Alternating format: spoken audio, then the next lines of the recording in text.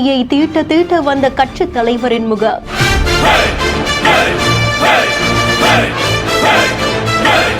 திருமாவளவன் அவர்களுடைய பிறந்த நாளுக்காக இப்படி ஒரு படைப்பா?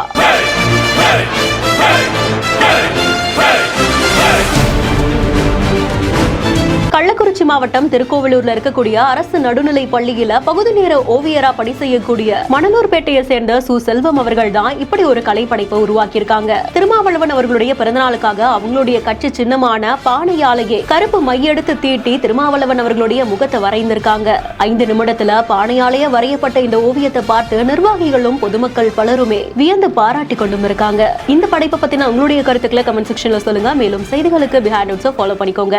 செய்திகளை வழங்குவோர் let's go holidays, MCR pure cotton club மற்றும் டாக்டர் ஸ்ரீவர்மா வெல்னஸ்.